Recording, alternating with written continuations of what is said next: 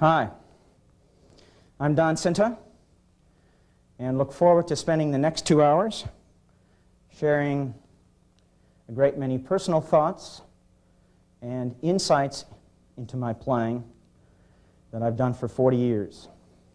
During the course of the early part of the film, you will see an outline of the areas of saxophone performance that I intend to address. You will notice that most of the areas are areas directed toward the young player. And that's because in the limited amount of time that we're dealing with here, we had to define the skill level that we wanted to go to. I think that getting off to a start which is based on fundamental skills which will last a long time and allow the student to go forward at a rapid pace without having to change is terribly, terribly valuable. We will stress fundamentals.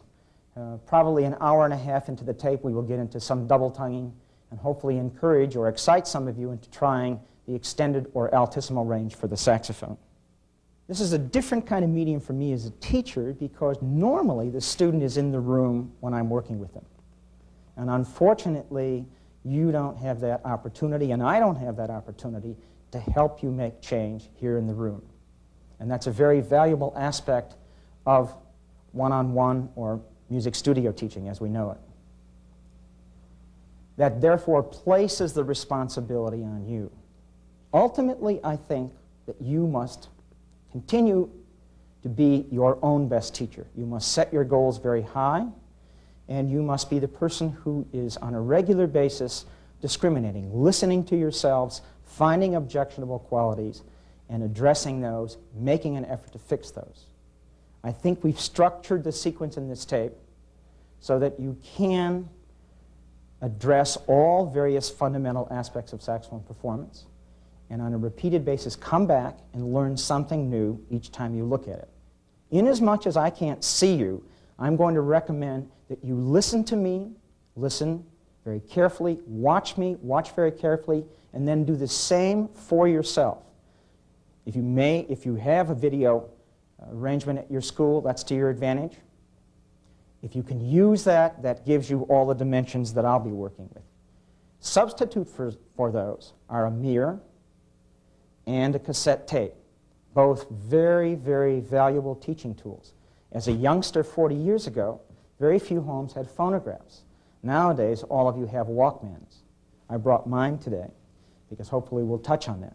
But the Walkman, or the portable cassette machine, is a very, very valuable way for you to hear yourself making progress. It can be a very stroking, reassuring medium for you to work with. So I'm going to recommend that you work with the mirror and the tape recorder on a regular basis. I think we are all interested in how much progress you can make in a short period of time. I think both of those teaching aids, the mirror and the cassette, will help you make that rapid progress. But let's just look at the beginning saxophone player. I've taught a lot of those on a private basis. The beginning saxophonist, typically 4th grade, 5th grade, occasionally 6th grade. My feeling is that the older they are, it's to their advantage. But let's go to the 5th grader, the typical beginner. This child, in all probability, has had very tiny, very small amount of music education before, most of which they probably have forgotten. Now they're going to play the saxophone. Of course, they're really excited about playing the saxophone. But I've watched these tiny little boys and girls pick up a very large, clumsy, heavy instrument. Put the neck on, we put the reed in. Now we begin to tell them about the embouchure, about blowing, about breathing, about hand position, about how to finger the first note, and we tell them how many beats the first note is. And frequently what we get is a disastrous sound which resembles nothing that I can associate with as being part of Western music. I'd like, and I do now, start beginners on saxophone differently. I think first, and this goes back to an earlier statement, you must provide the child with the opportunity to grow themselves at a rapid rate. The child will grow most rapidly on saxophone if the child knows where he or she is going, conceptually, musically, rhythmically, in all those ways. How do we break down the beginning dilemma, this massive information that this young child must deal with? I think it's to your advantage, and this is very much borrowed from Shinichi Suzuki's teaching. I think it's to your advantage to give that child a Walkman and a headset and a tape of a saxophone player. Me, Fred Hemke, Gene Rousseau, anyone that you want. Any saxophone player that you like. Earl Bostic, John Coltrane. It doesn't have to be classical or jazz. Whatever your preference. Give the child the opportunity to listen to how the instrument sounds. A rough caricature of the young music student. Before the child plays, I don't think in their computer, in their brain, I don't think they have a concept of saxophone sound. This child who's in the 5th grade probably knows all the top 40 groups and all the lyrics to all the top 40 tunes of the last 3 years. They're very hip musically. But from the standpoint of traditional band instruments, I think there's a great deal of naivete. So for us as teachers to assume that that child has in his computer a concept of saxophone sound, I think is naive on our part. I think by allowing the child to listen to the saxophone first, and we'll label this concept of tone, you place in this blank spot in the computer, in the memory, saxophone tone. Now that can change as the student listens to more things. So before the child plays, he now has a concept. I think it is advantageous at this point to probably share with the student that this is a long, fat, flaring cone. The saxophone is a big wind instrument, much bigger than the clarinet, bigger than the trumpet, because it's fatter, bigger than the clarinet, bigger than the flute, and ultimately takes a great deal of air. The breathing process for the saxophone player must be fully understood and working for their playing of the instrument. And frequently, we ignore that early on, and then we have to change that habit after 2, 3, 4, 5 years. That's unnecessary. So play them a tape. They'll hear the saxophone making a lot of noise, a pretty sound, and they'll also hear this phrase length, long sound. And then you should introduce some breathing fundamentals. I'll leave that till about 5 minutes down the road. I think if you're going to encourage your children to read music, I think that you should introduce music rhythm, music reading, before they have the instrument. And they can do that for the first couple of weeks before the instruments arrive from the rental firm. That way, concept, rhythm, and breathing are well on the way. They could even practice singing out of their books before they got their instruments. Then once they pick the instrument up, then they could struggle with hand position, holding, balance, and these difficult aspects of producing a tone early on. Enough philosophy, let's go on. To some of you, that may be seen very provocative and very controversial. But I pride myself on being a teacher that continues to look at a better way to do it. And I've seen too many 5th and 6th graders struggling after 3, 4, 5 months, not even being able to play a C scale, and the sound that they make is absolutely unusable. And I know that it's not satisfying for the child to play an instrument where mom and dad and themselves don't like what's coming out of it. So I think that we can shorten the process to attaining a quality level of performance. I'm not going to spend much time about putting the horn together. I would like to say that frequently beginners have straps that do not adjust properly. So if I could make a recommendation that you observe very closely where my saxophone is when I play, and that it's brought there by a strap that allows me to bring it there. Before we progress to some suggestions on how to form the embouchure and produce the tone, let me just share with you a few concerns and a few suggestions for the beginner with regard to developing correct breathing habits. What we want to avoid, and I see this wherever I travel, and I've been studio teaching now for 25 years, I think what we want to avoid in the beginner is, for some strange reason, a very distorted concept of inhalation. They certainly are not a generation of children that's grown up on Tarzan. My generation did. And Tarzan used to raise his chest and beat on his chest. And for some reason, children, when we hand them a wind instrument, stop breathing in a natural way and breathe in a very Tarzan-like manner. I see the shoulders raised. I see the chest cavity raised very high.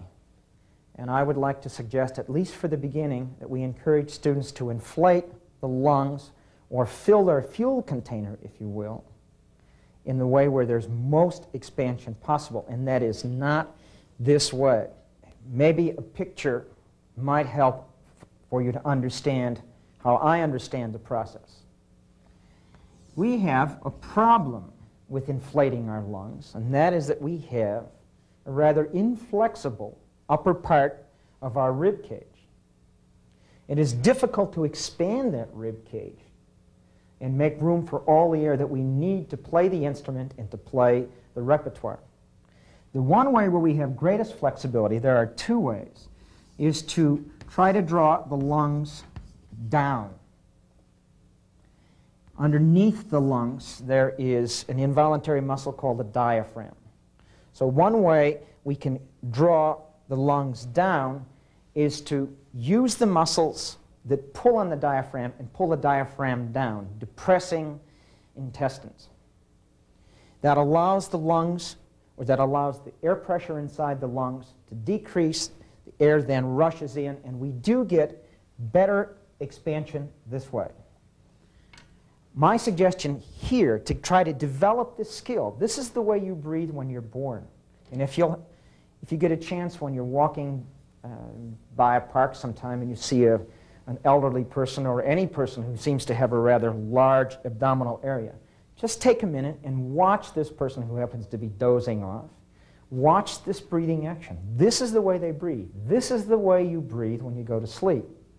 The abdominal area extends, moves out when you inhale. I suggest that you put your hand on your abdominal area, and as you inhale, pull out.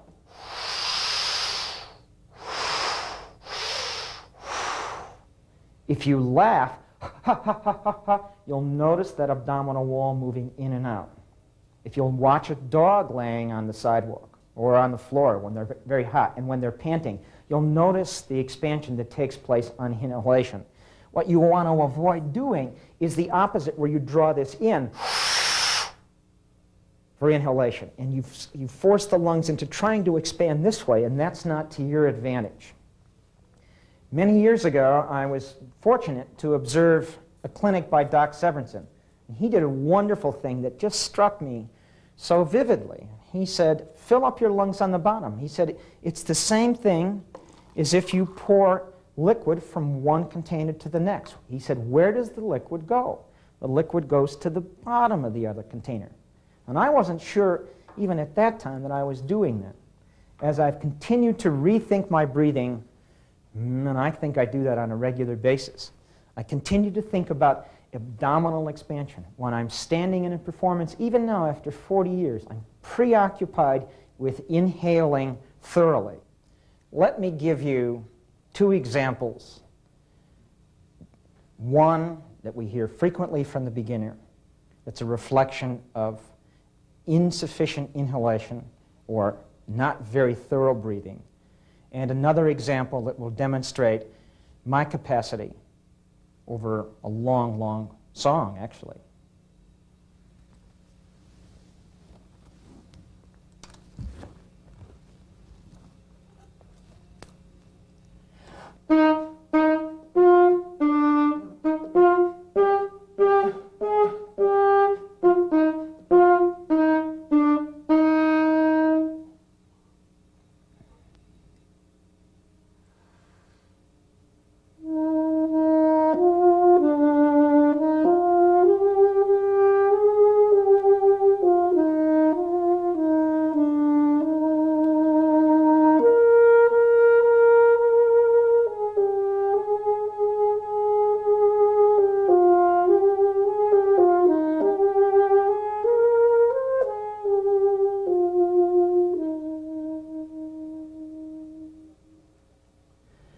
You're not going to be able to do the second one right away, but as you constantly deal with thorough inhalation and the muscles that are of assistance in getting that, I think you'll find that your phrase length does increase, and therefore the joy that people will get out of your music that you make. Let's go ahead now and get to embouchure, which is a terribly important area. I'm going to play a little bit of a German folk song and ask that the camera try to get as close as it can to my embouchure, or the way in which I form my lips and my teeth around the mouthpiece. Embouchure, a French word that refers to the way that we do this. And saxophone players do play with various kinds of embouchures. I'll simply allow you to get close to mine and spend a little bit of time talking about my embouchure and why I play that.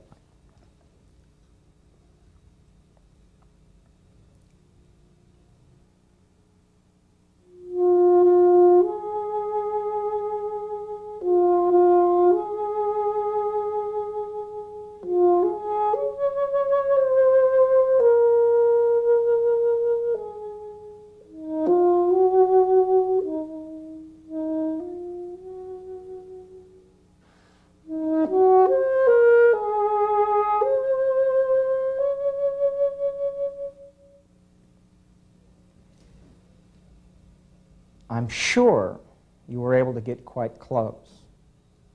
And I think that looking at that picture and looking at yourself on a repeated basis is probably going to do more for you than me talking about it. But I would like to at least go over the parts of that that may be hidden from your eyes. And I think I can best do that if I put the saxophone down and go to a slightly different neck mouthpiece arrangement that I have.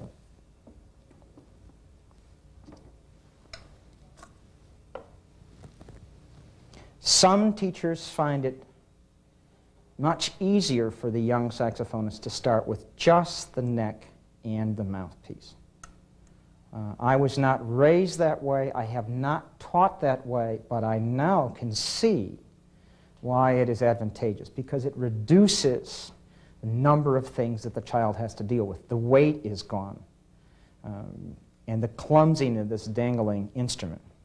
And it allows the student to take the mouthpiece and the neck and spend time looking at the mirror. Let me go through the aspects of embouchure that I think are important. I think first, the child must be encouraged to place the teeth on the top of the mouthpiece. Lots of children don't like that because it tickles. It feels funny. There's a vibration. They don't like grabbing it, particularly with a new mouthpiece, which is very shiny.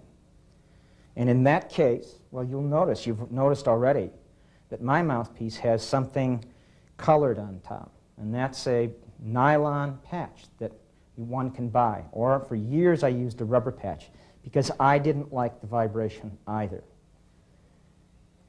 You can buy the nylon patches, or for the beginning child you can put some tape on the mouthpiece. But they should be encouraged to put their teeth on top, as opposed to the way oboists and bassoonists play their instruments, which is the double lip. Some children will do that, and I think that that is ultimately detrimental to good saxophone playing.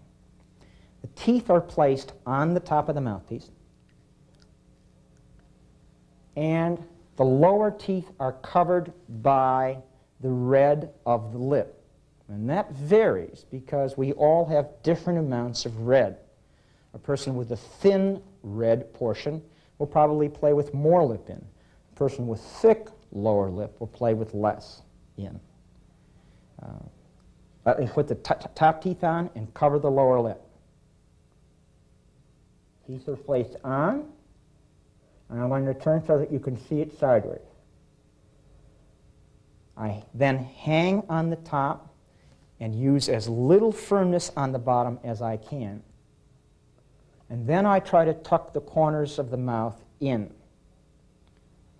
I did not start this way, but Larry Teal, in his Art of Saxophone Playing, and when I started to study with him, encouraged me to think of the embouchure as a rubber band around the mouthpiece. This is a very different embouchure concept than was advocated 25 and 30 years ago. But the demands on the saxophone player are considerably different than they were 25 and 30 years ago. We now must play an incredibly high range, which if you play with a tight embouchure, it can be very abusive to the lower lip.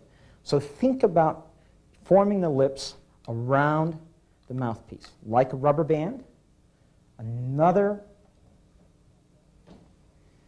thing that may help you think about that is the drawstring on some kind of laundry bag. And as we pull on that string, we'll notice that the cloth is gathered all around the opening. And that's what we want to do with our lips. We want to gather the flesh around the mouthpiece.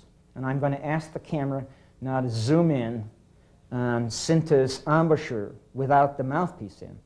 And you will see some muscle contraction. You will see a muscle wheel. There is a set of facial muscles that has been developed over a period of years that's very active when I play. Probably a little more active when I don't have the mouthpiece in. But let me set it, and you'll look at it. Do it with me, if you will. And if you'll look at this, and if you could feel it, which you can't through the TV set, you'll notice that this is very hard. And you'll also notice that there is discoloration along the bottom. I try to make that around the mouthpiece at all times, particularly the higher that I go.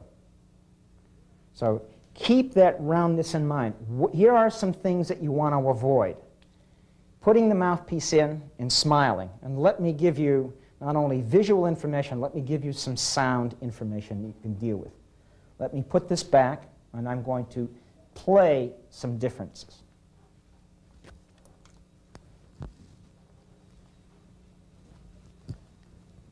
I'm going to finger and play a middle C and show you the difference between a round embouchure sound and a smiled embouchure sound.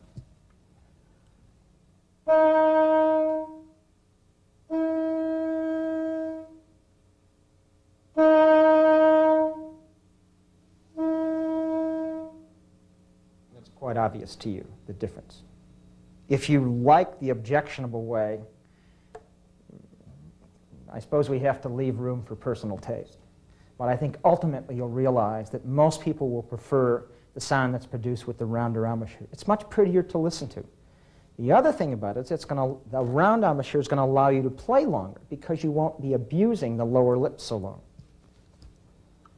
Some other embouchure things, dangers to look for. Some people put too little mouthpiece in the mouth. And the sound that's as a result of that is very tiny.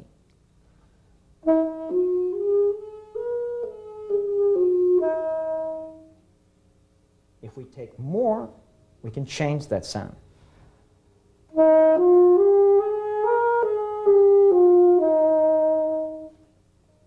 If we take too much,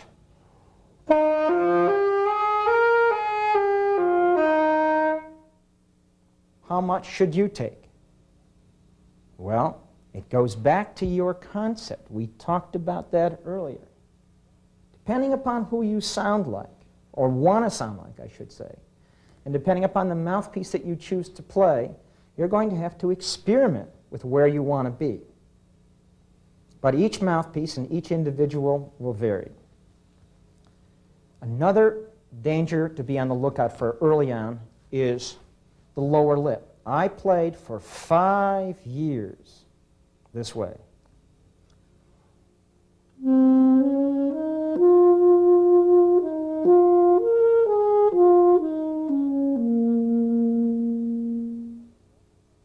I sounded very pretty. I have a record of that sound. It's very nice. I survived with that. But I could not have gone on and been successful in high school, nor could I have played any major literature, or even played commercially as I did for years, because that embouchure was was all right for a certain range of the saxophone and basically one volume and one color, very dark and very soft. So my suggestion is that you look closely at this again. What you don't want to do is go to the extreme, with the lip totally rolled out, even though you may see that with a lot of the big-time jazz players now. But I think you should get a little more mature as a player before you go to that extreme. And find some medium way of covering the teeth with a cushion that allows you to sound the way that you want.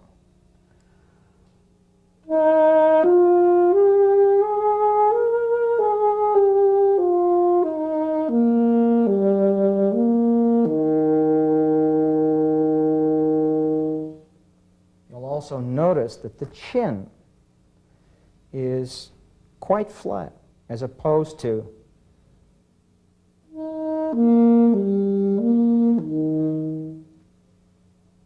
you'll see that very frequently, and that is a muscle development that I find once it's been acquired is very, very painful for the young student to break.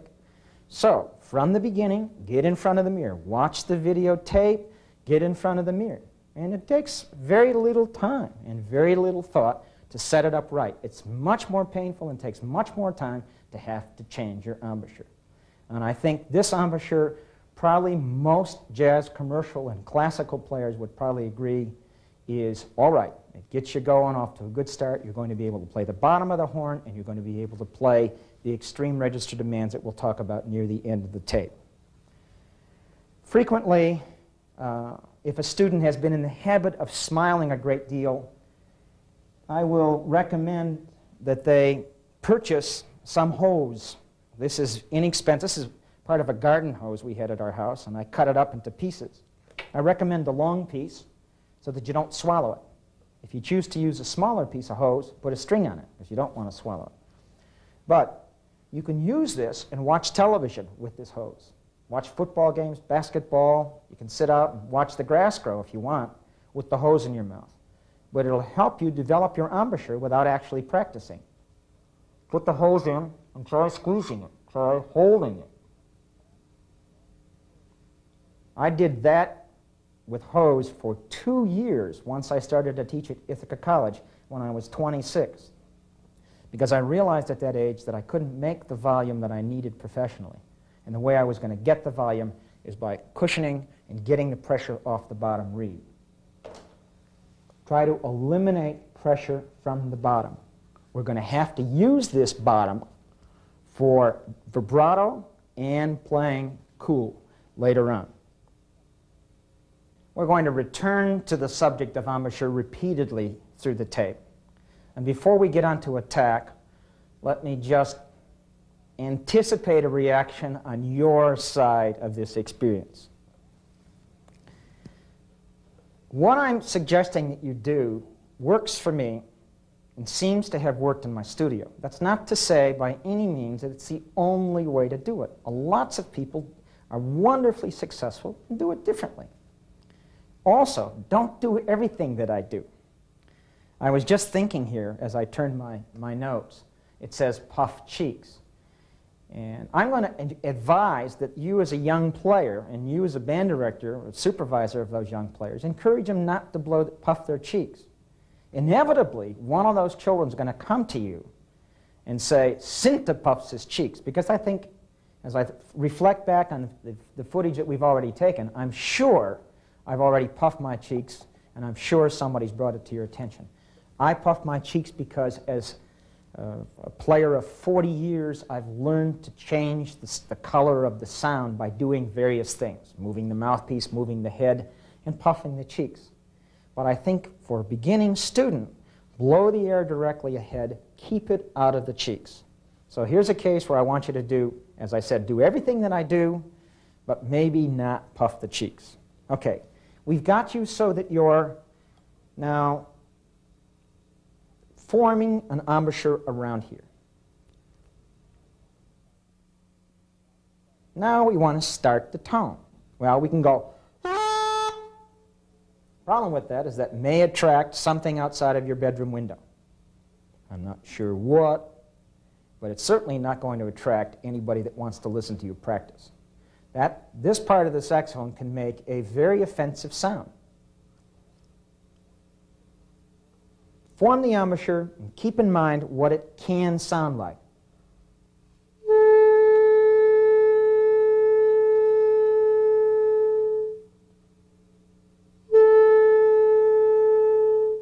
What is the cycle that I go through to produce that? Number one, I have rejected in advance this. That's not a part of saxophone playing for me. And I encourage you, at least temporarily, to adopt that aesthetic parameter, if you will. Don't make noise. We have enough environmental pollution. Make beautiful sounds. So number one, I'm going to be very careful about what comes out, and I'm going to anticipate making something pretty. I put it in the mouthpiece, put the teeth on the top, cover the lower lip, make my embouchure round. Then I inhale, you'll notice, through the nose, down to the empty portion of the lungs. Then I put the tongue in place, blowing the air against the tongue, and then I release. Let me just go off on a tangent for a second. I find this attack is very similar to something that all of you have done. I know that spitballs are not allowed in school. But before we even practicing attack, it might not be a bad idea to wad up a little piece of paper, have everybody direct their spitball toward the band director or toward a tin can or a target, and practice jettisoning this little ball out. That may be objectionable to some of you. Some of you may say, ooh, gross. I find that it allows you to simply take a skill that you already have as a human being and transfer it to the saxophone. If you have something on the tip of your tongue, you spit it out. In order to do that, you build up pressure and then release the tongue.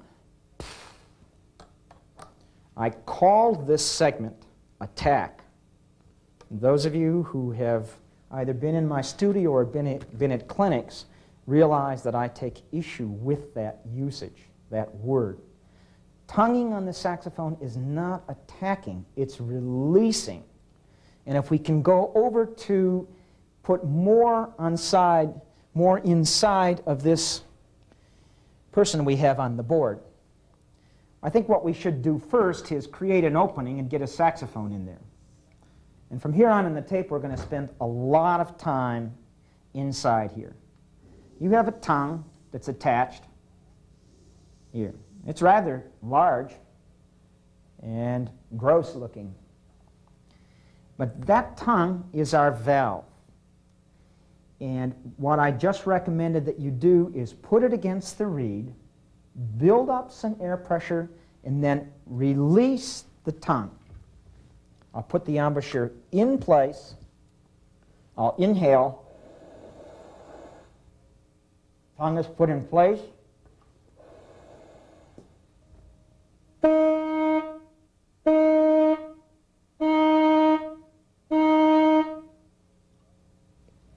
It is a valve. It is a valve that allows the reed to vibrate or the air to enter the mouthpiece and vibrate the reed on this edge. It's very much like the concept that's at work in every one of your bathrooms and kitchens. The water faucet has that kind of valve concept at work. You can sneak up on that water faucet in the middle of the night, keep the lights off, and just twist it a little bit, and immediately you're going to get water because there is pressure behind that little valve. The tongue is a valve, and we're going to talk shortly in the future about the rapidity at which that we can develop the valve speed. The tongue is really a remarkable muscle. So for now, let's think of jettisoning the paper and keeping that valve concept in mind. And I would suggest that the student in front of the mirror practice correct embouchure, correct chin, correct inhalation.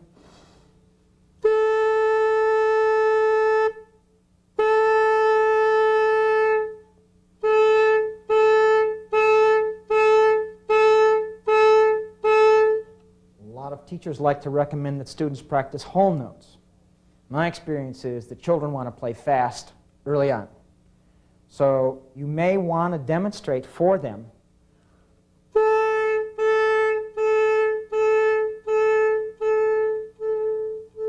it might be a good time to introduce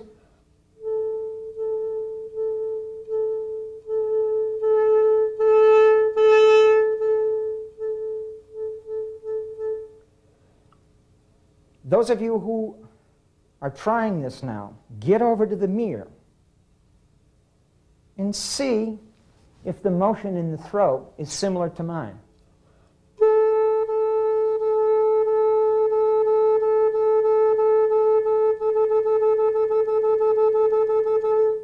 Some of you may find that you're going, you really don't need to move the tongue very far. Keep it close to the reed. Touch and pull off the reed gently. Don't play with too much air.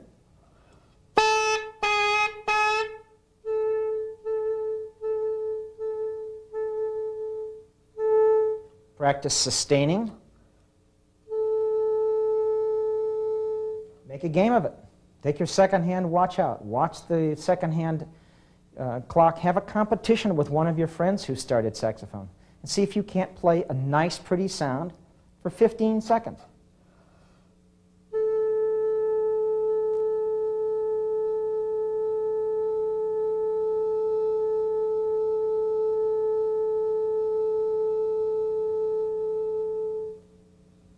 I think if you can do that, you're off to a terrific start.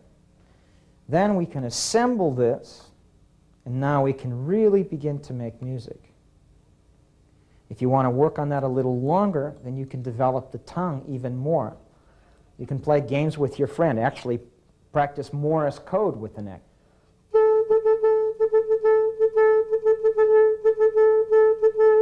And that'll help you acquire a nice, solid embouchure formation. Some of you may notice not only that you have excessive motion here in the throat, and I don't think it's to your advantage to have that. Some of you may notice that something's happening here. I'm going to demonstrate for you something that I think is detrimental to good articulation, good releasing and tonguing.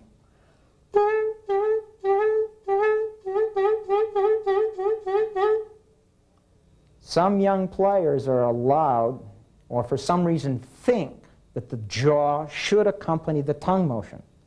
And I'd like to suggest that you stop that early on. It's almost to your advantage to take everything away and simply practice going. Almost hold your nose and hold your chin. There should not be the ricochet motion of the jaw. I think that's going to get in your way and cause serious problems early on. So we now have it assembled. We're now ready to take that embouchure, that style of breathing, and this tonal concept, and try our first note. Usually the first note is C. Place the instrument in, think, take great care, and play your first written note.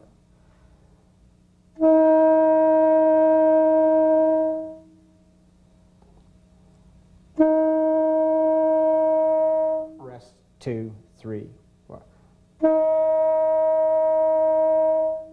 Some of you will sound a little louder than that, some of you softer. Make the adjustments that we suggested earlier. But I think if you're forming the right embouchure and breathing carefully and thinking about the sound concept that you want to come out, you ought to be pretty much ready now to move at a rapid rate. And I will assume at this point in the tape that you are or have moved rapidly. Let me just go back to the board and add another dimension.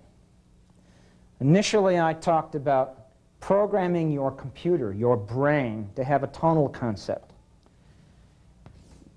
Also, at this point, begin to get fussy about the information that you put in there with regard to pitch or playing in tune, or another name, which is intonation. And again, remember, you can play this beautifully in tune, or you can play it beautifully out of tune. I think I play one of the best saxophones made. I'm convinced of it. But it's still miserably out of tune, because it is a machine that has to be made in a compromised manner. I don't think they'll ever improve the saxophone so that its intonation is perfect. And no wind instrument is perfect. You can't call a piano tuner to play the saxophone in tune. You must take that responsibility on, and every day that you put it together, you must remind yourself that you have a responsibility to work on developing good pitch, proper intonation. And some of you might realize that I'm getting a little testy at this point, but you can play in tune right away. You can also play miserably out of tune and learn to accept the wrong information as the correct information.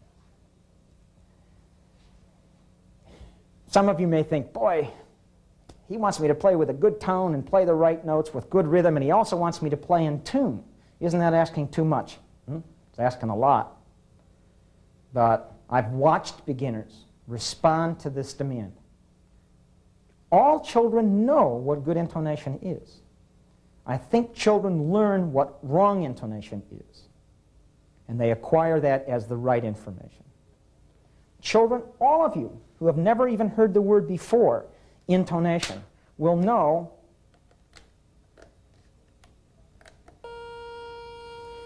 there's a little tuning device, and we'll talk about that a little bit. I'm going to play in tune with that.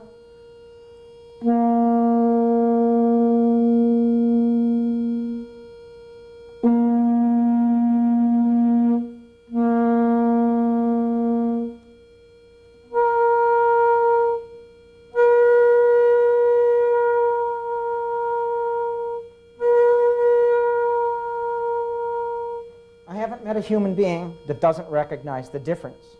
And every human being, whether they've had any formal music training or not, knows when it's right. I haven't dealt with extraterrestrials yet, but people on this planet know proper intonation. Now, in your school environments, it may be hard for you to be the champion of playing in tune. You may not have one of these. We didn't have a piano in this television studio, so I brought along a couple of intonation training toys. These are not very expensive. Maybe for the beginning saxophone player, it's too much to ask that they buy something like this. But most of you, at least at some point in the day, have access to a piano. Your piano may be out of tune. That's all right. Play in tune with the out-of-tune piano. Practice playing in tune with something that's not another human being, because the human being can change. Don't take another beginning band friend and try playing in tune with it. Try to play with a predictable pitch. Try playing in tune with the television set. Try playing in tune with the records or the cassettes that you have at home. Yes, they may move at different pitch levels, but you can still get in the habit of trying to match the pitch. Let's go back. I have the instrument tuned to concert B flat, or it's playing concert B flat, and I'm going to tune to that. Some of you may have the mouthpiece in the wrong spot. I'm fingering concert B flat. Now I can change the pitch two ways. One, I can try to raise it by biting. And I get very close, but I'm at the threshold of drawing blood from my lower lip. I don't want you to do that. I think it's to your advantage to move the mouthpiece in for the low B flat. Get the mouthpiece in a pretty good place. And then possibly put it up, put it on the concert E flat so you can check your C.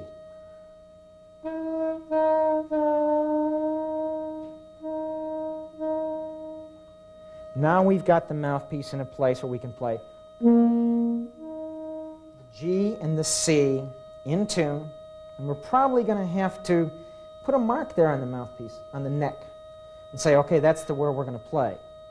Because you can't move the mouthpiece around. You can't play a slide mouthpiece. You have to find a place where it's in tune for the low register and most of the upper notes. Once you've found a place, and this will change as you mature as players, then you're going to have to work with this machine or some kind of machine.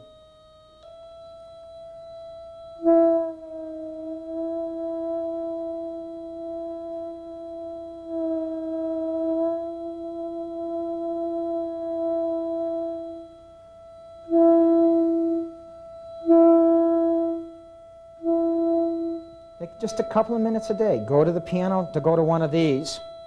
As you learn new notes on the saxophone,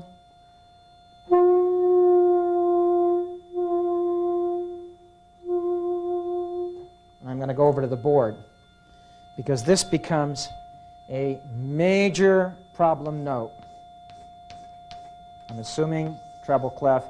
Once you go to D, once you've added the octave key, that should be a reminder to you to be on the lookout, be on the listen out for whether your pitch is accurate. This is where saxophone players start to get into trouble.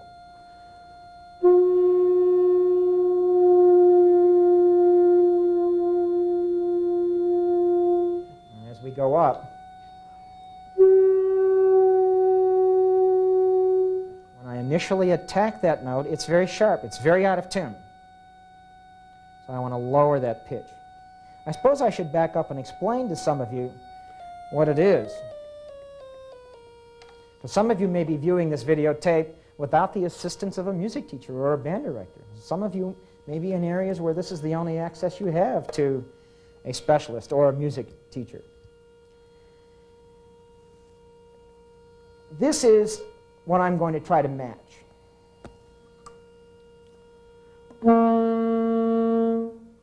I'm fingering the same pitch that is, but I'm getting a different result. I can either be getting something that's below or above that. Below we call it flat, above we call it sharp. I'll give you examples of both.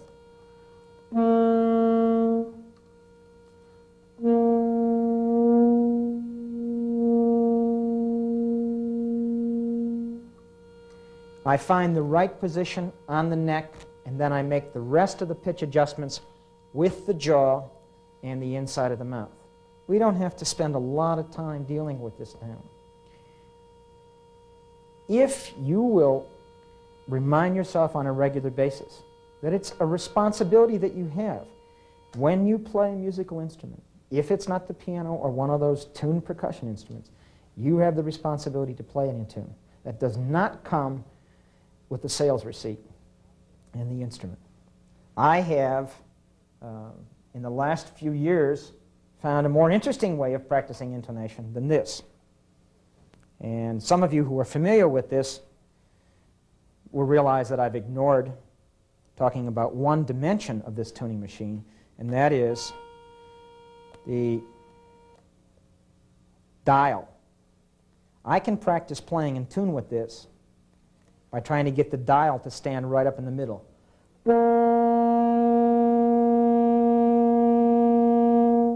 Now my eyes tell me that I'm in tune. I have a big problem with that because I don't know of any professional situation, any artistic situation, where you have a chance to find out if you're in tune by your eyes. So my advice is, maybe even tape that closed. Don't practice playing in tune with an instrument that gives you information through your eyes. Practice playing in tune with an instrument that gives you information through your ears. You can't learn pitch through your eyes. You must learn it through the ears. Before I backed up and talked a little bit more about this chord, I alluded to another toy that I use. And it's a wonderful instrument for practicing playing in tune because it seems to add a dimension of fun, of joy, of reality, of making music that I've never been able to have in my practice room. This particular instrument is very inexpensive. It's one of the bottom lines of the Yamaha Portasounds. And Casio and Korg, they all make all kinds of portable machines. There's probably not a school in America that doesn't have a dozen children that have synthesizers and Korgs and Yamahas and Casios at home. I have a piece of paper stuck in here for this to sustain a G major chord for me, or a concert B flat chord. And I now recommend that my students buy these and practice in their practice rooms. Everybody should have one. Practice playing not only the tuning note with that, I'm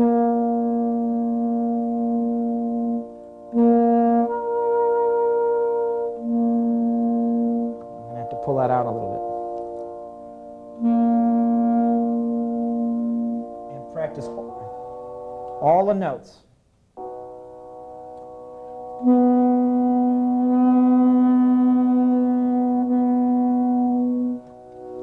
This machine doesn't sustain without a rhythm pattern. There's an A.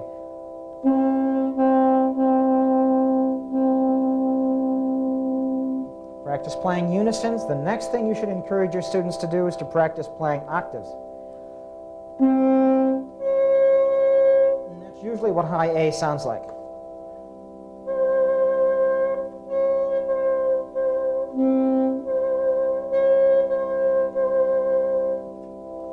Given that I can't move the mouthpiece because the low A was in tune, I must use my ears, make a decision based on that pitch bank, and then adjust the pitch either with embouchure or with tongue.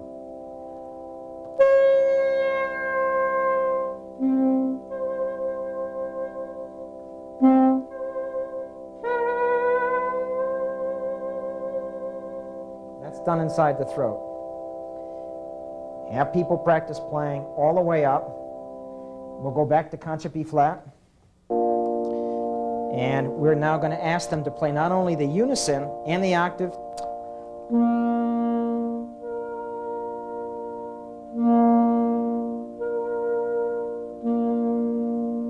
but add the interval of the perfect fifth.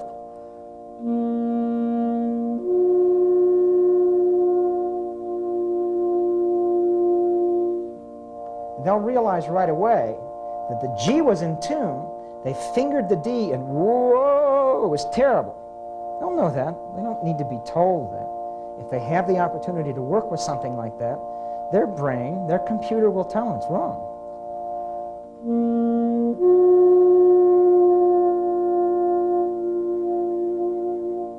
And they may come to you and say, something's wrong with my saxophone because when I play this D, I have to drop my jaw way down. Well, I played saxophone 40 years and I have to drop my jaw and my tongue down every time I play D.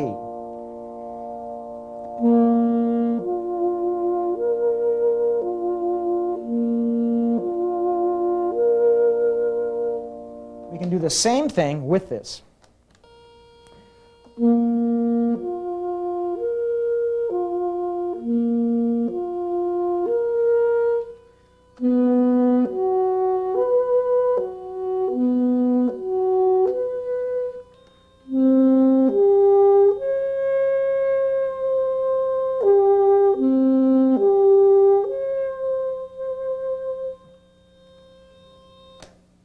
Big problems every day. Go back and do that again with this, and the nice thing about this is that we can kind of jump into the 1980s by simply pushing. Now this makes practicing playing in tune about 1,000% better. Because right away, it goes from an exercise that's boring to having the potential of being cool. And immediately you begin to feel, you know, it's not so bad to practice playing concert B flat in tune because like you can swing almost.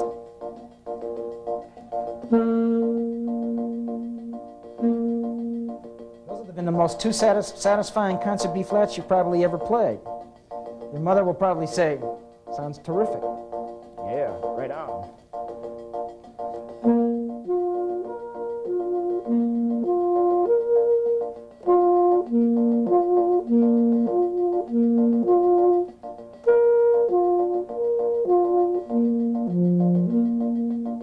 you can start to invent songs or little melodies around intonation exercises.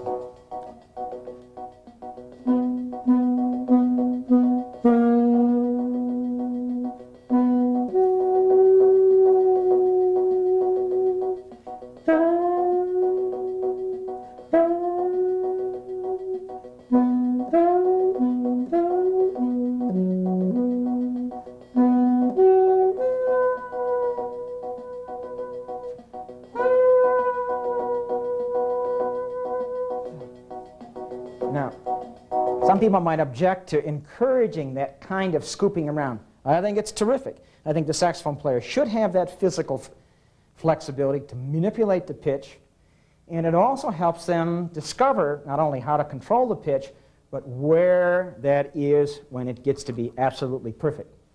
So if your band room or your teaching studio doesn't have some kind of harmonic instrument, I strongly recommend that you borrow one from someone, practice with it yourself, and start to teach with it, and you'll probably find that your children, your students, will enjoy practicing playing in tune, and they'll probably fight to borrow the machine. They can record this information on their cassettes, and if they can control the speed of the cassette, then they can have that harmonic information. Our evidence in Ann Arbor is that children who practice with harmonic information acquire much, much more sensitive pitch discrimination in a short period of time. So I strongly recommend that you look into something. This happens to be, at this point in time, the cheapest way for you to go, but not the only way. Some of you may have noticed that I do something when I play that I haven't talked about. I've talked about sound and attack and intonation. Some of you probably have picked up a jiggle or a quiver in the sound that you may not have been able to label. And I would like to deal with that subject, which I think is very important addition to a saxophone player's early skills. You probably should play a number of months before you begin this. But for those of you who have heard it and like it, we're going to talk about how you can produce it. I'm going to play a song without using vibrato.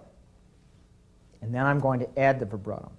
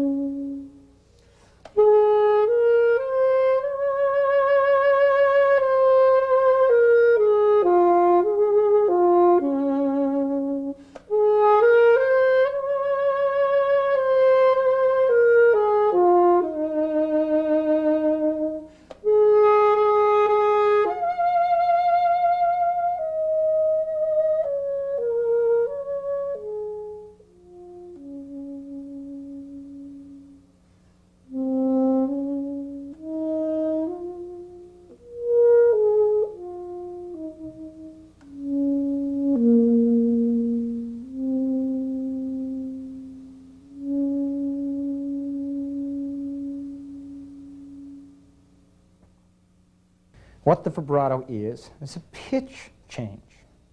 And you'll step over to the board with me. We'll add one other mark to our computer friend and oral cavity friend.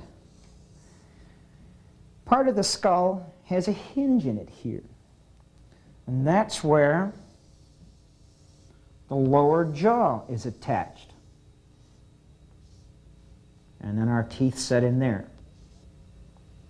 This lower jaw is very flexible, and we've used it from the time we've been born. We've used it for eating purposes. That's how most of us that play saxophone, whether we play jazz or commercial or concert saxophone, those of us who do produce a vibrato or play music that has a vibrato as part of the musical style will produce it, and almost in all cases, by moving the jaw down and back up.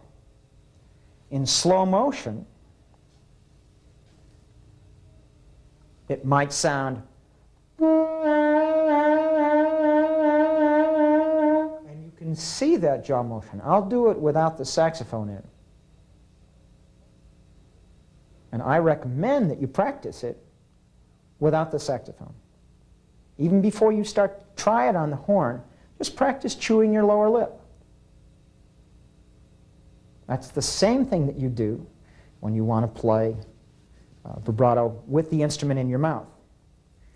It's one of those skills that takes a little while because you have to get secure about your embouchure and your tack and sustaining and all of those things. But there are some sixth graders who say, boy, I like that. I want to do that. And I think that's the time to start. There are people in the seventh grade who don't hear it. And I think until a student is curious about how to sound like the model, then maybe it shouldn't be introduced.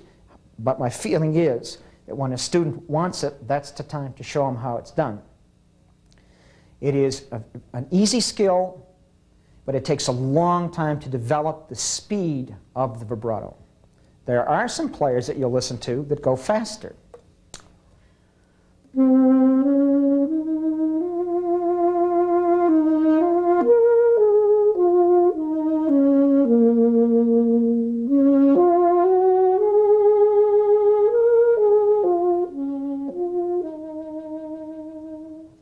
There are some players that choose to go slower.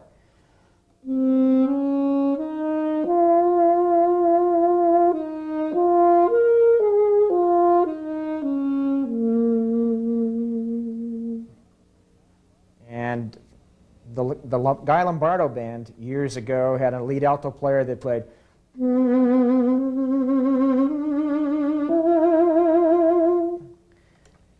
And most of us find that a little on the outside edge of acceptability, except that that was a very unique sound to that band. And those of us who worked gigs 20 years ago, 30 years ago, had to play.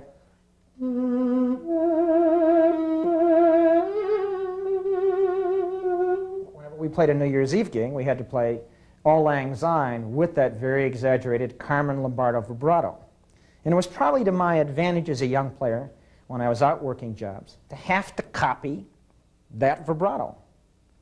Because I learned to be a successful job player, commercial player, I had to be able to sound like the people who were visible on records and radio.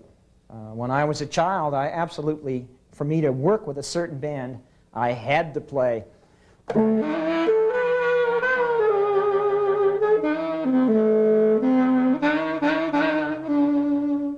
I learned to copy Earl Brostick.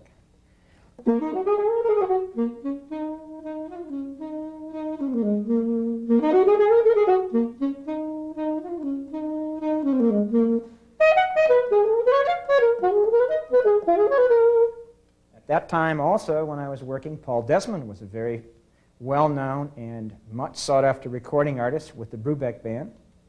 And those of us who were working gigs had to play that song in that style. So we learned to copy their musical style, and with that usually went the vibrato.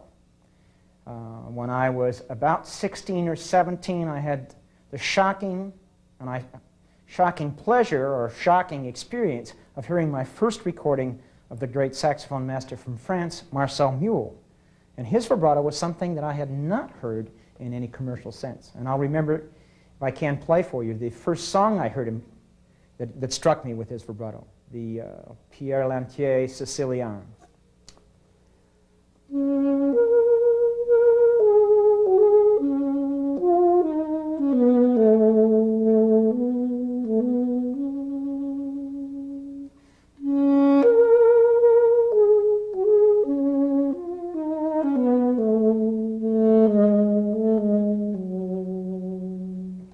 much faster vibrato than I had ever heard, and also vibrato that my teacher was not happy with.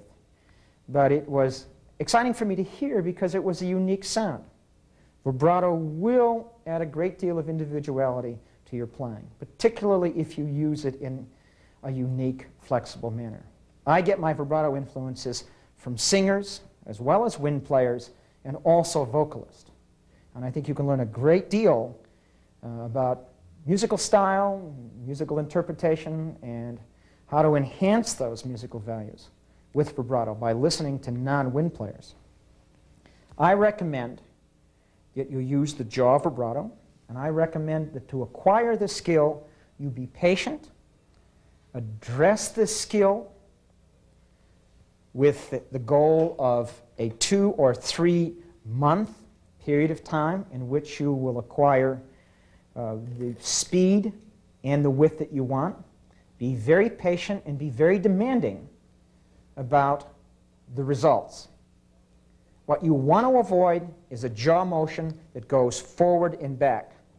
I included a lower jaw bone on our sketch here on the board.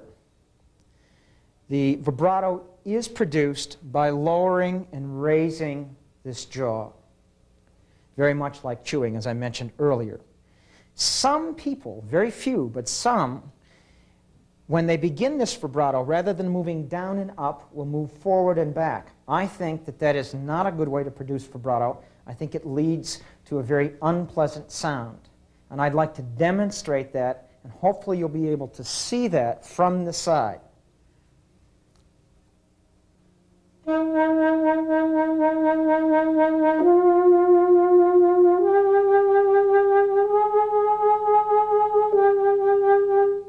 That may be adequate for a while, but ultimately it doesn't move quick enough, and there's not enough pitch movement in it. So I recommend from the beginning that you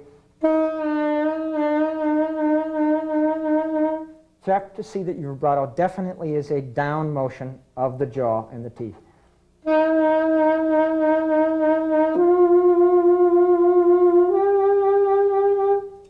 Many of us will enlist the assistance, if you will, of this little machine. And we're going to talk about this at great length, but this is a great friend. And if you are not familiar with it, you should be. And if you don't like it, you should begin to change your perception of it around. It really is a wonderful pet. It's wonderful for the ego because it shows you some negative aspects of your playing, but can really help you feel very good about growth. It's a growth measure. It also has another name called metronome. I'm going to turn this on and give you an idea of how most of us use the metronome to assist ourselves in developing a vibrato that's both even and also has a variety of speeds. I recommend that you use 4 jaw undulations per tick on the metronome. I believe you'll be able to hear that metronome. I'm going to try to make the jaw go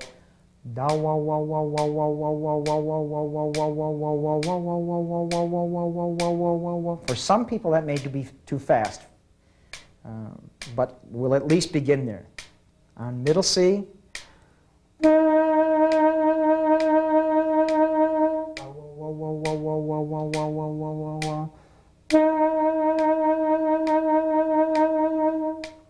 try to make it as even as mine, try to make it as wide as mine. If that's too fast for some of you, don't be afraid to slow the metronome down.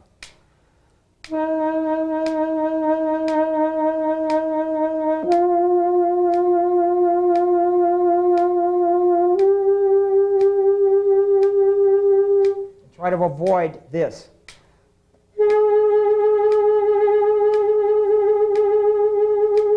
That sounds like you should have come in from the cold earlier. I will then work on that speed probably for a day or 2 or for a week, and then ask a student, and I've done it myself and still do it, to move the metronome up 1 notch. Whoa, whoa, whoa, whoa, whoa.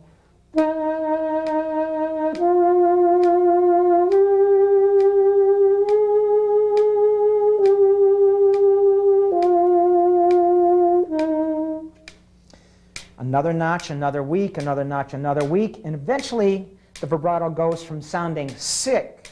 A lot of your parents who hear you practice that for the first time will be very curious about why all of a sudden you start to sound so offensive. Because when the vibrato is played slowly, and you do get this exaggerated drift in pitch, that's unlike any kind of music we hear. So many parents object to that, and many of your peers will object to that. But at this point, maybe a month into practicing it or 2 months, it'll begin to add to the beauty of your playing.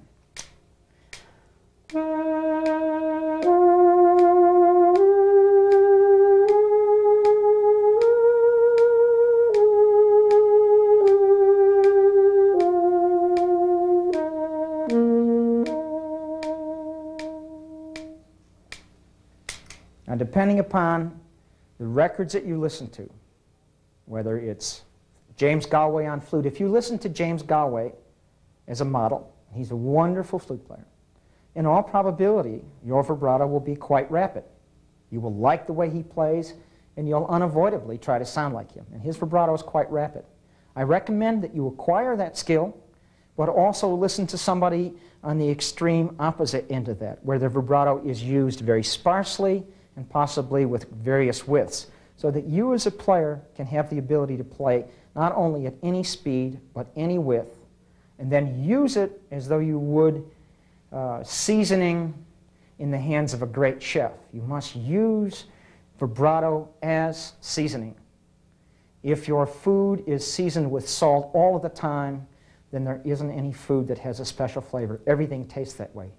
My feeling is that if you play saxophone and your vibrato is always the same, always predictable, then I don't think you'll be adding the variety in your music making that maybe would help you be perceived in the most artistic manner. And as I mentioned earlier, don't be afraid to go and listen to violin players, because the beauty about watching a violin player play is that you can see how they apply the vibrato. You'll see the vibrato slow down and speed up, and that picture that you'll take with both your eyes and your mind will influence what you do when you go back to the practice room. And then you may choose then to take the Handel sonata that maybe the fiddle player plays and try to mimic that. Many of you play this for contest if you're on the intermediate level. The Handel Sonata No. 3.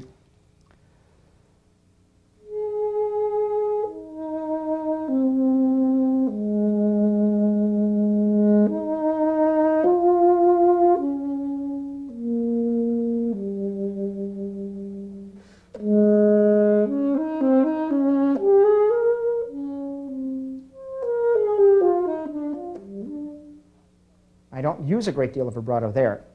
If I play a movement or a section of a movement that I intend to be much more dramatic, then I will add more vibrato. Part of the Crescent Sonata, second movement.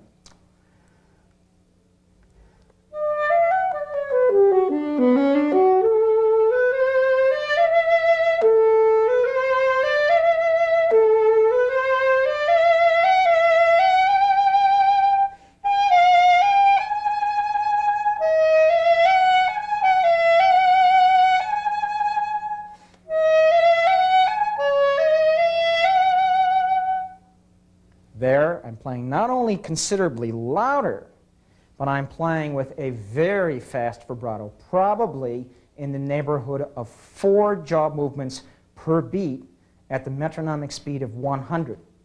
And I don't think you can get up to that speed without having played a few years. Personally, I think if you will reflect in your playing a vibrato that's been influenced by what you listen to. I think nowadays that with all of you having, and I'm going over here and pick it up because I've alluded to it earlier, but you all have these. And it would be wonderful if you're serious about improving your saxophone playing, you get some classical record, borrow run, go into partnership with a couple of friends and split the $6 cost, and get a record of Marcel Mule, get a record of Fred Hemke, Jean Rousseau, James Hulick. Those are the various concert players. Jean-Marie Landex from France, Daniel Dufay. Listen to the various schools of playing. That will help you decide what you like. You may be somewhat influenced by this tape, but next week when you send for a record, you may hear Fred Hemke's playing and absolutely decide, that's exactly what I want. And all of us in the business encourage you to do that. You never know just how you're going to be affected by the very next thing you listen to. So regardless if you played 6 days, 6 hours, 6 months, or 6 years, your growth will be accelerated if you get some either phonograph records or cassette tapes and put them on and listen, study them. Most of you walk around and dig all the top 40 things. I've yet to find anybody walking around digging a classical saxophone tape. And I think that would be a nice change. At the end of the tape, we're going to provide you with 3 addresses. 2 of the addresses are for publications directed toward saxophonists. For those of you who are unaware of these 2 publications, it will give you an opportunity to learn about other saxophone techniques, who's doing what, where the new literature is coming from. And the additional address will be where you can secure an up-to-date catalog of classical saxophone records as well as jazz records. So you'll notice that will be run by in the credits at the end of the film. When I was playing the Creston Sonata to demonstrate vibrato, some of you may have noticed possibly intensity in the face, more physical effort. You certainly were aware of the fact that I was playing considerably louder. The saxophone is very much like the human voice in that respect. It is capable of playing louder than any woodwind instrument and as soft.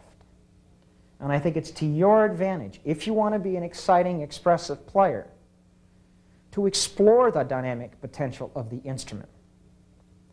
Music frequently is marked either piano or mezzo forte. I try to add dynamics to the performance of the music.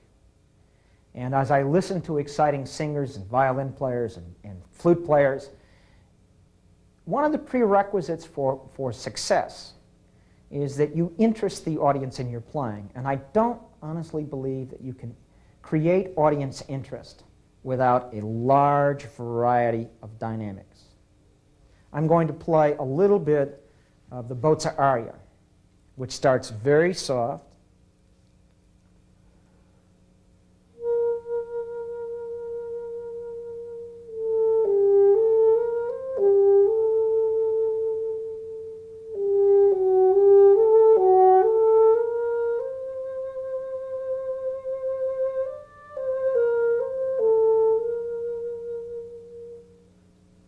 And in the middle section, the composer requests double F, fortissimo. And I believe that's probably the first piece that I ever started to work on with trying to get the exaggerated power, because the piece excited me.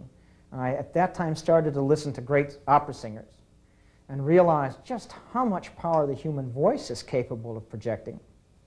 And that's when I started to try to demand that from my saxophone.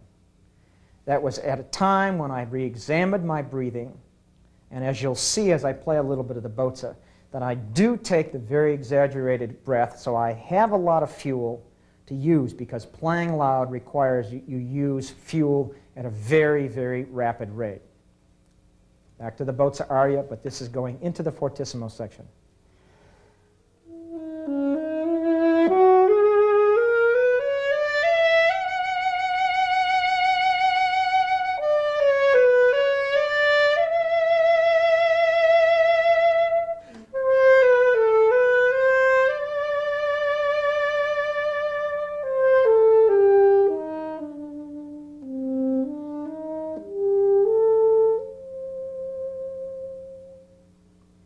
Now that may seem as though that's too much volume for the room that we're in, but there are very few times in a performer's life, and you may want to keep this in mind even though you are in the 6th grade, that ultimately you may be playing on a student recital in 6 months, and mom and dad are sitting in the back of the hall, the auditorium is usually considerably larger than your practice room, or your classroom, or your band room. And those of us who have made a career out of performance and teaching have found that we play in very large auditoriums that seat from 1 to 5,000 people. And we play in a non-amplified manner. I mean, there are no classical saxophone players who play with microphones. So we must have the dynamic ability to fill up that hall, if you will. So I have worked at the fortissimo,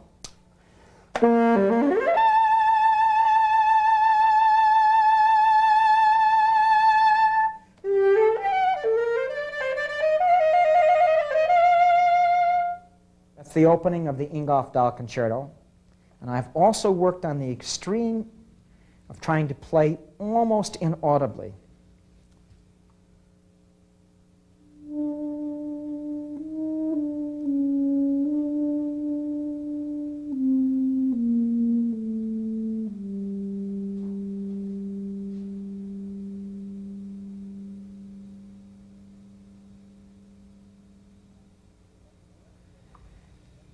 I recommend that you work on both extremes little by little.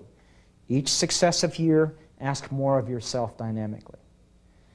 I think that you will find your own practicing much more interesting if you're making an effort to incorporate vibrato and vibrato variety and dynamics.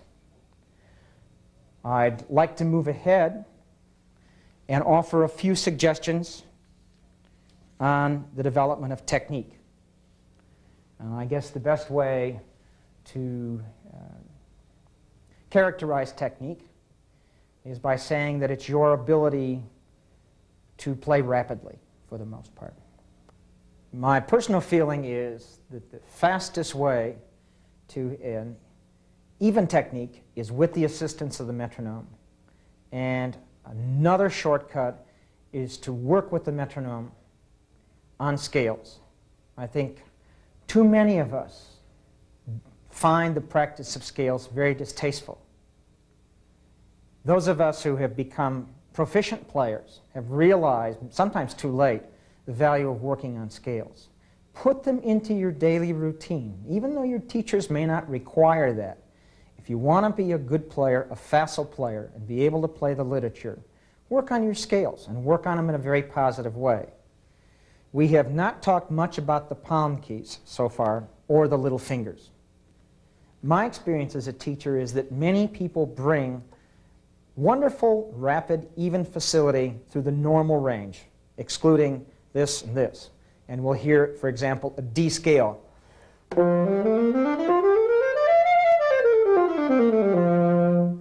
The moment that we begin to have these keys incorporated into the scale, we begin to get some technical weaknesses. E flat scale. The palm keys are usually the weakest part of the scale. And I think it's because most of our books ignore that. And many of your state solo and ensemble scale requirements don't include the scale turning around in the uppermost range.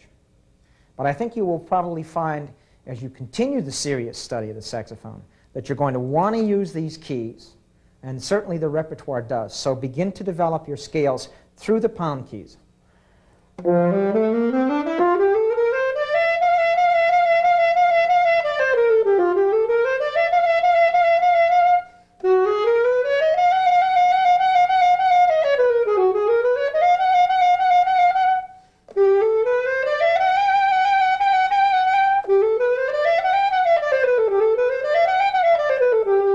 Add that to the lower octave. So you're playing in the scales now 2 octaves.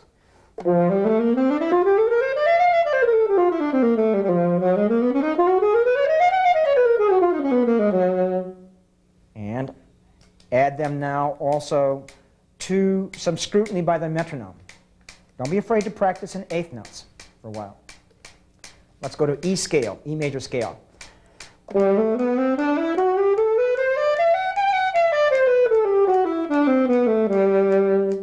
Make it even more difficult for yourself, and that's important to do. Don't avoid doing the difficult. Be forthright. Address the difficult. Include it. And then it will stop being the difficult. Most saxophone players are clumsy both here in the palm area, but they're also very clumsy in using these low C sharp, B, and B flat key. They're clumsy at it because, number one, they're hard to push down. And two, most of your books don't force you into dealing with skill down there. So as soon as you can, take the E scale and extend it down in that key. That's going to, number one, hurt, because moving those keys is a little abusive to this tiny little finger. And you're going to have to develop the strength in the finger and in the hand and a callus on the tip of the finger. Number two, not only is it going to be physically abusive, it's aurally abusive. When you first start to play in the bottom of the horn, it sounds awful because it's big and you don't have control. And most of you at this point will be fussy about how you sound. And so you will have a tendency to ignore practicing those things that don't allow you to feel rewarded. And as I said earlier, don't ignore that register. It may not sound real pleasant at first, but with time spent down there, you're going to find ways of controlling that.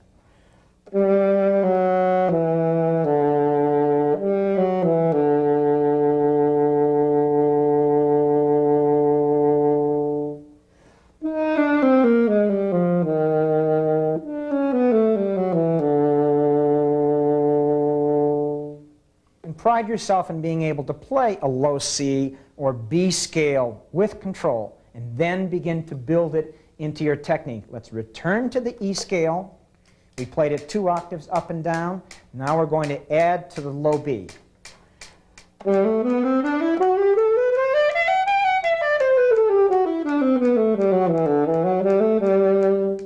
I strongly recommend that you not only develop the ability to play it slurred, but begin now also to develop the strength and control of the tongue.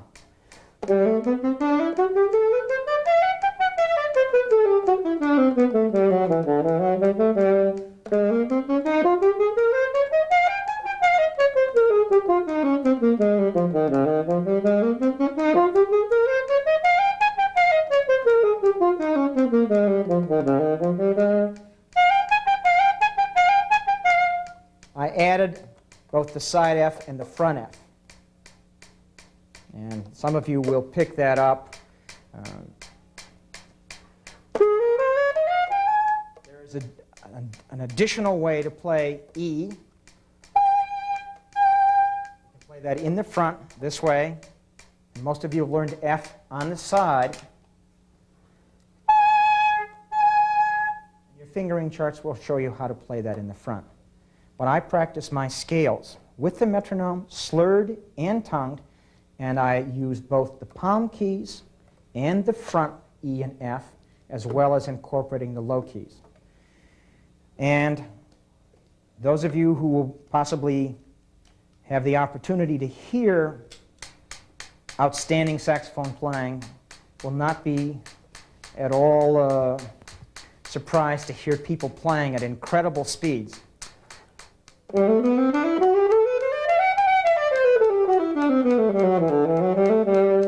you've taken your metronome all the way there in 8th notes, come back, do it in 16ths.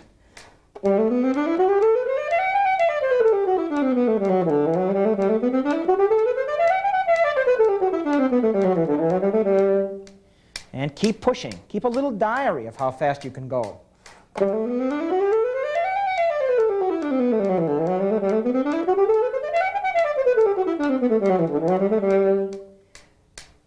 I'm not sure there's a limit. Going that fast requires that you listen carefully, probably warm up slowly, keep a record of where you're at, and challenge yourself. Push yourself. Enjoy the challenge of the next metronomic number. But I'd like to spend just a few moments on some suggestions for single tonguing. I think at all times you must continue to work at the speed of your single tongue. ta ta ta ta ta ta ta ta ta ta ta ta ta. 2, I don't think you can cop out and label yourself one of those people that can't tongue, so therefore you're allowed to slur. And I hear that from a lot of people. The tongue is a muscle. For some people, that muscle moves very rapidly. For other people, it moves with more resistance. It moves slower. It takes more effort to get it to move. But those of you who are blessed with a tongue that moves very quickly, bravo, terrific. I'm not going to talk to you because you're very fortunate and rare. Most of us are not equipped with a nervous system that allows the tongue to move at the speeds that we need it to. That the muscle must be developed slowly. My tonguing improved when I began to think about 2 things. Number 1, I used to get a number of different sounds. I used to get a nice sound when I played quarter notes. When I went to 8th notes, I found that my pitch and my tone changed. And I used to get this wheezy sound when I went to 16th notes. I was curious about that, and as I began to try to solve the problem, I was frustrated because I couldn't see what was going on. And that's very frustrating for us as players as well as teachers. We don't have the ability to get inside of a student's mouth. I found for me one way that I could get inside of my own mouth and examine my stroke or the placement of my tongue. Now, there are not many of us that tongue this way, but you might be curious as you investigate your own tonguing speed what part of the tongue you use. I'm going to take a magic marker and I'm going to put some ink on the tip of my reed. I'm then going to tongue, and then I'm going to stick my tongue out, and hopefully the camera will be able to show you on my tongue where the black mark is.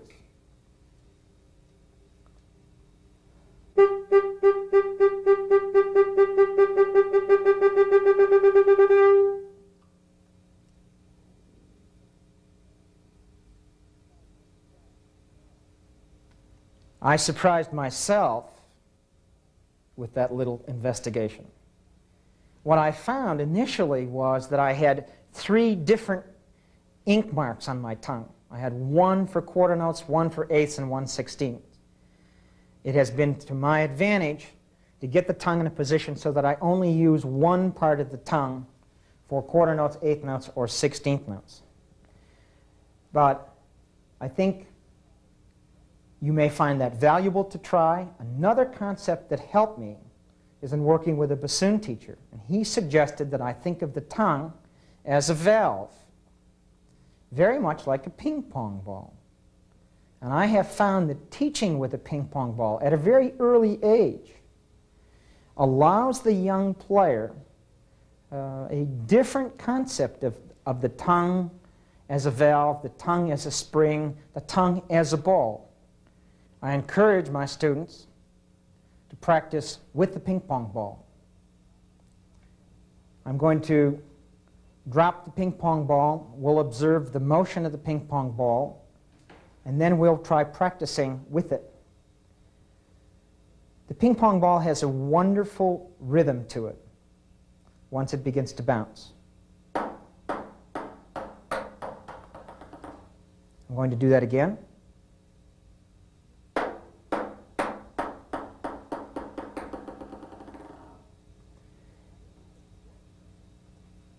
After we've observed that, then we put the instrument in the mouth and try to treat the tongue as a valve and ask the tongue only release itself when the ball clicks.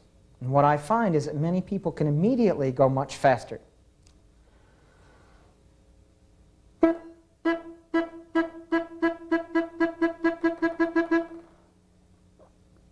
It's worth trying. Some people realize that their tongue can go very quickly.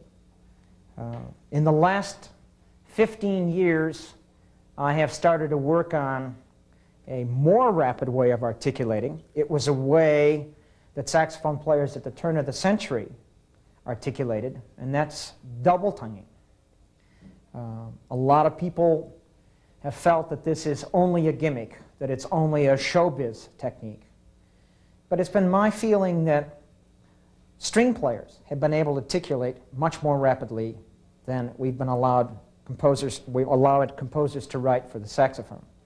Brass players all double tongue, flute players double tongue, saxophone players can double tongue. And I think as we see the literature changing dramatically, it's changing in two respects. Number one, composers are writing for a brand new saxophone range, and we'll talk about that very next subject, but they're also being encouraged, because they've now heard the saxophone, being played at articulation rates comparable to violin, cello, flute, and trumpet. This is not a technique that has to be put off until you're 30 or 40, or that you've played 10 years. Some of you may find that you can do this quite easily early on. It is simply a skill which takes advantage of the tongue motion. We've talked about the tongue being a valve.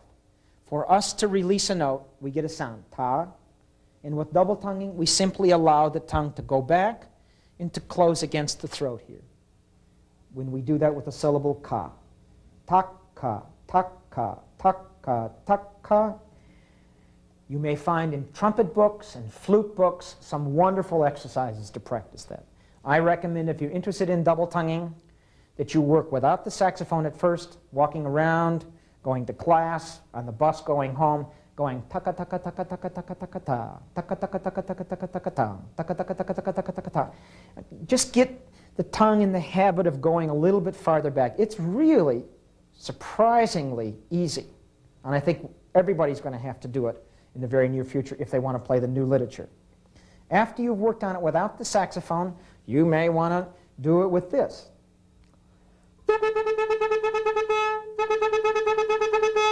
Single tongue sounds, double tongue sounds.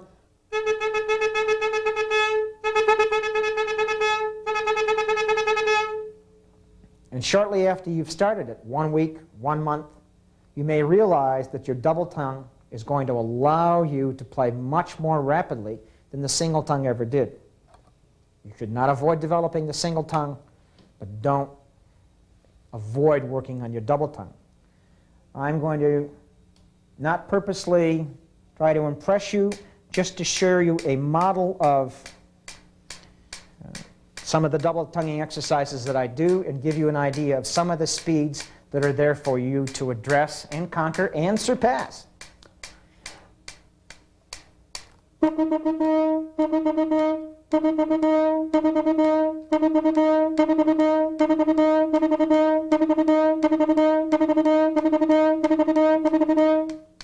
Most of you will get to 208 very rapidly. That's 16th notes.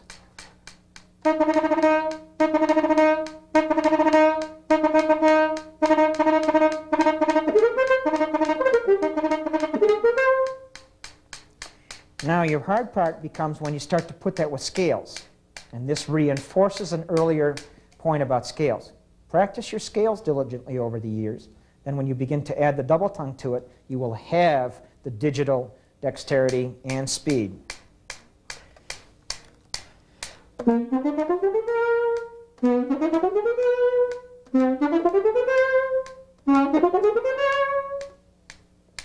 I'll get to 144.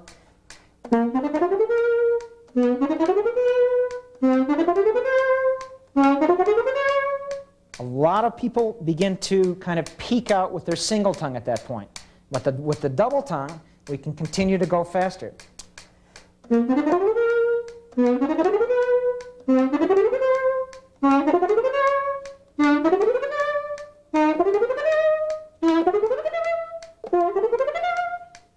I'll push it all the way to 208.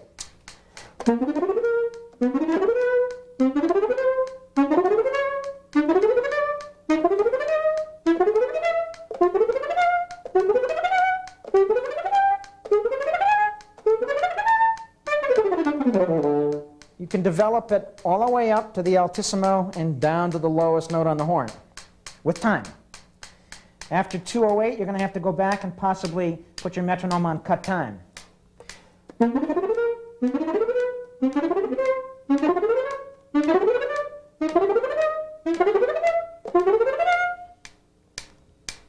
you keep pushing.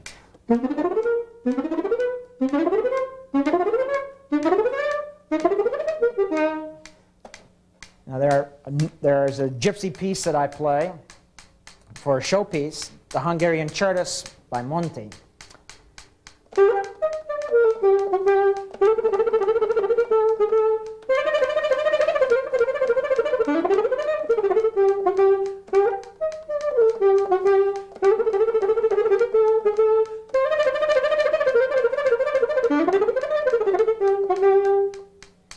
The first time I heard that done on saxophone was by the great player from New York, Alfred Gelladoro, who still plays wonderfully.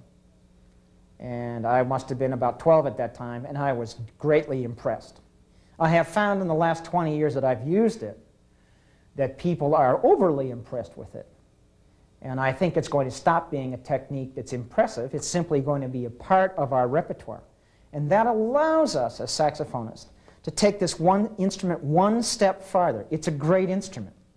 We don't have great literature yet, and we don't have all the possible sounds, but we are an instrument that with time will take its place among the greatest instruments in the history of Western music. And I honestly believe that the accelerated articulation that I demonstrated will be part of that new technique. Before we close, we must address the issue of range. When Adolph Sax, the man who invented this instrument in 1840, conceived of the instrument, he conceived of a range that was slightly different than were notes on the horn. For many, many years, most of us who played alto or tenor or baritone played from low B flat to F. Supposedly, Adolph Sax envisioned that the instrument would go to the C beyond this F. For a long time, the range remained B flat to F, and there were only a very few champions of playing higher. Jimmy Dorsey played higher, and probably the man that has influenced the classical saxophone range more than anybody has been Sigurd Rascher, who we owe a great deal to. And Mr. Rascher inspired many, many composers, Ibert, Glazunov, Ingolf Dahl, to write music for him, and it called for notes beyond them. And those of us who have wanted to play that music have had to develop the ability to play beyond F. For a long time, saxophones were made with holes that would only take you up to F. And in the recent past years, most of our instruments now have the F-sharp key, as I'm sure yours does, which opens here. So that allows us to play the semitone higher. But the music that we must now play goes at least one more octave, and not just occasionally, and not just slowly. We call this extended range the altissimo range. It has caused its share of frustration in the last 40 and 50 years amongst those of us who have tried to acquire whatever's necessary to play up there. For a long time, I was led to believe that you had to be a mature player to play up there, that you had to be strong. Some people led me to believe that some people couldn't play up there, that it was just one of those rare natural talents. Other people convinced me that I had to use hard reeds. Well, I tried harder reeds, and I tried the various books that came out about playing high. And I continue to be frustrated in playing with any kind of predictable success in this extended range or altissimo range. I'm not saying that I have the definitive insight in how you produce it. I can simply share with you my experience in working and teaching with this register and some techniques about how you might go about acquiring this skill. I would like to say at first that buying a fingering chart is probably not the first thing to do. And there's no reason why you should go out and buy a different saxophone, change your mouthpiece, or change your reeds. I think that none of those things will necessarily help. It's not fingering charts, and it's not embouchure. You don't need a strong embouchure. What you need to do is trust the suggestion that many of us put forth, which says that the coaxing of these higher notes out of the saxophone is due in large part to the way, and we keep coming back to this person here. Number one, put up here that you must do it, and the positive attitude that you will. And then two, take the will from the computer and transfer it down to this area. Learn to get in touch with the inside of your mouth. We've talked about that frequently for tonguing. We've talked about it for single tonguing, double tonguing. We've talked about this as being very influential in the pitch that you make, and this is your pitch tuner. This also is a greatly influential factor in changing the resonating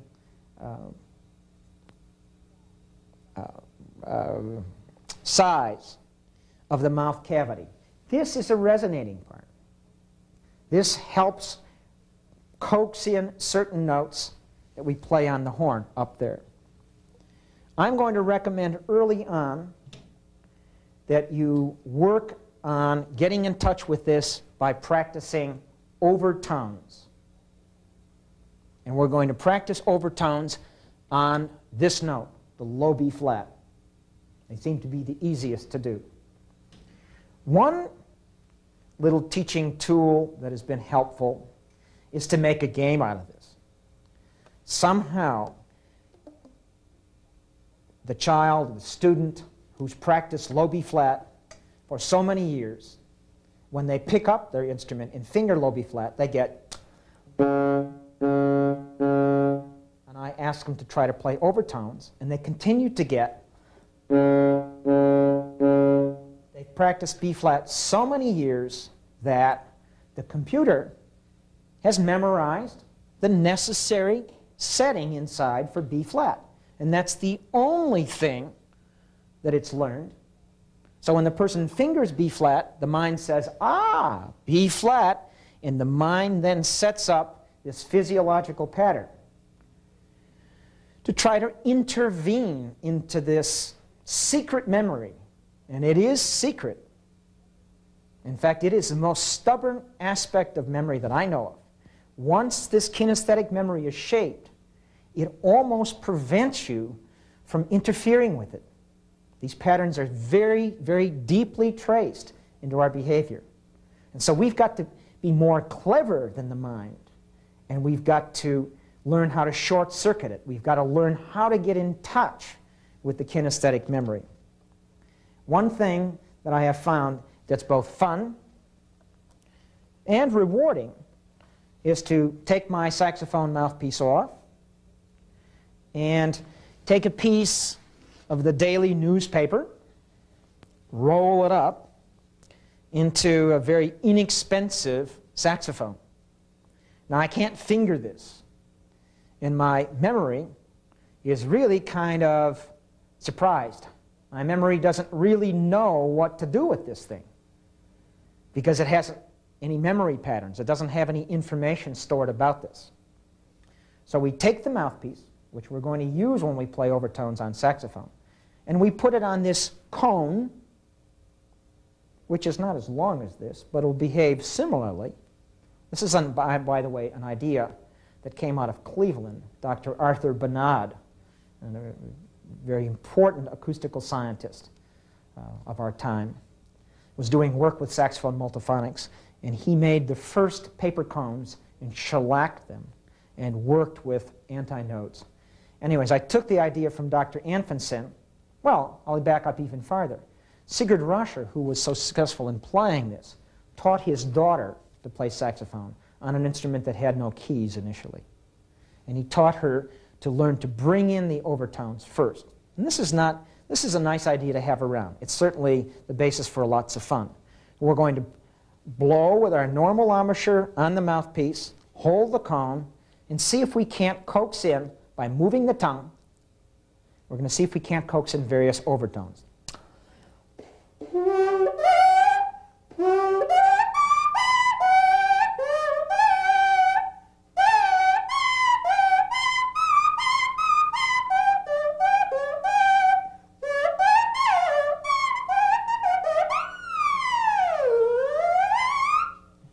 Now, I know that's probably more success than a lot of you are going to meet with at first.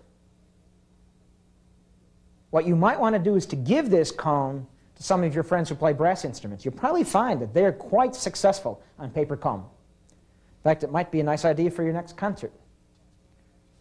But going back to this, if at first all you get is, as the old saying or old adage is, try and try again, you must continue to blow on it and force your tongue to move. And you will probably all of a sudden discover that, yes, you can jump up.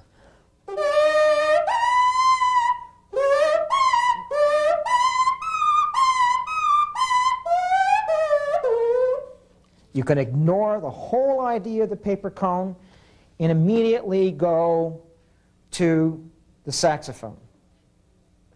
These are ideas set forth by Mr. Rogers some 50 years ago in a book called Top Tones for Saxophone. It's a wonderful book. It's a little frustrating at first, but this idea is put forth and developed in a wonderful way, and those students who can play that book are wonderful players in the altissimo register. Mr. Rogers encourages you to have an idea of the pitch that you want to play. So some of you at this point may want some help from your band director or music teacher in explaining the overtone series. What we're going to try to coax out of this fingering are the following notes. And let me extend this staff if I may. It's not terribly even, but it will suffice. On that fingering, I'm going to change my tongue position, and I'm going to get that note to come out. And then I'm going to get this one to come out, and then I'm going to get this one to come out. And if I keep moving my tongue, I'm going to continue to bring in,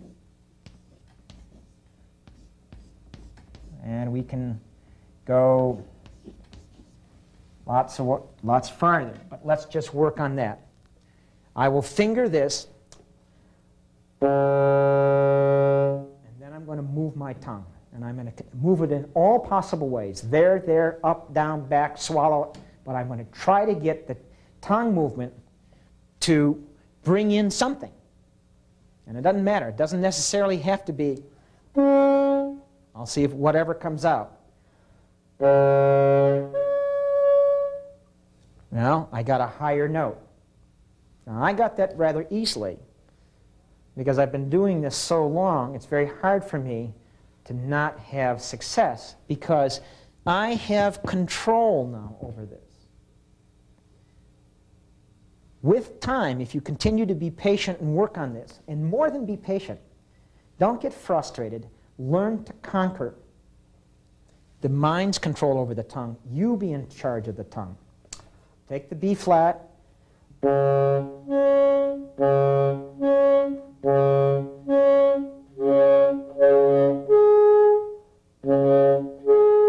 We got this, now I'm going to get this.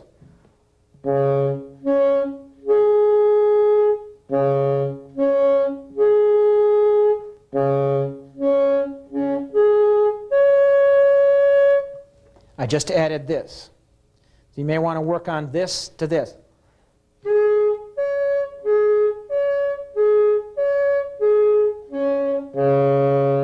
You may find, as you attempt to get this, that all of a sudden you hear a squeak. Don't ignore that. What you've done is change this, and one of these jumped out. If you're patient with it for a month, most of you will probably play able to play on low B flat this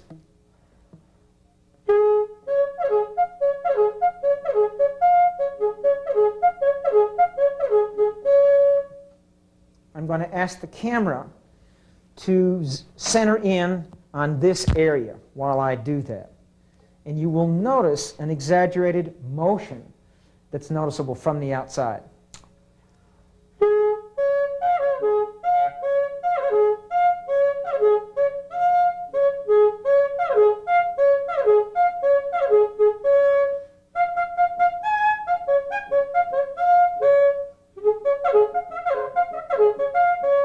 That physical control, when applied to the B natural, will allow you to play the bugle calls a half step higher.